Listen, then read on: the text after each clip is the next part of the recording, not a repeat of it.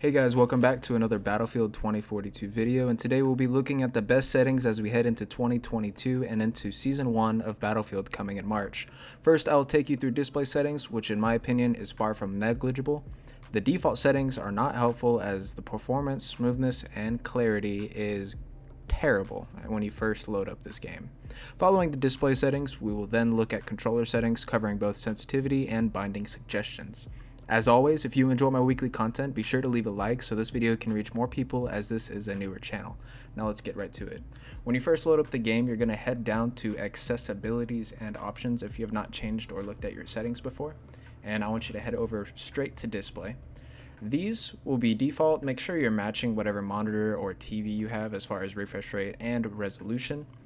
And the first thing you're going to change is the field of view. This needs to be at least 90. As you know, with a higher field of view, you can see things that are right next to you. By default, you can. Your field of vision is just super narrow on the default setting.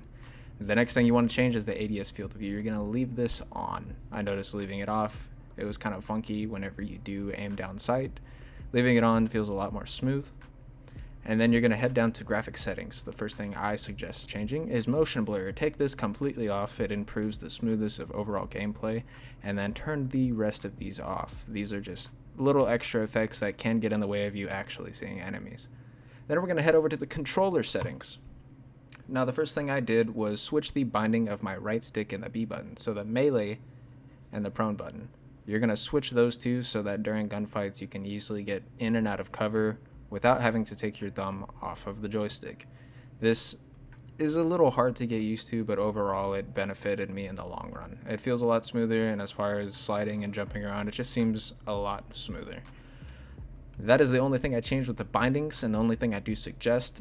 The next thing you're going to head on over is to the on-foot settings. The regular soldier aim sensitivity by default is relatively low. I think it actually starts you off at like 20. You're going to up that to at least, I would say, 65 plus. 80 feels like the sweet spot for me. I am using a Xbox controller. I noticed it is very similar on PlayStation as well. The next thing you're going to do is match the field of view you previously had in your display settings. Now I have it at 90. You can have it more than 90, but I wouldn't allow any less than that. ADS field of view, remain that on. And now the aim assist.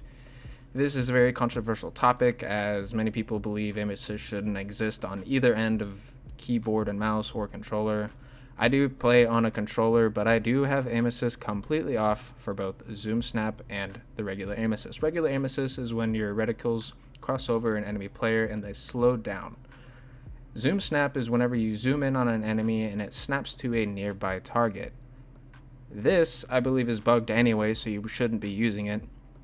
This should be allowed if you just need a little bit of help, but any amount of this is just going to make you more and more inconsistent and harder to warm up, as you will be very dependent on the actual aim assist itself. You'll become a lot better if you leave this at 0.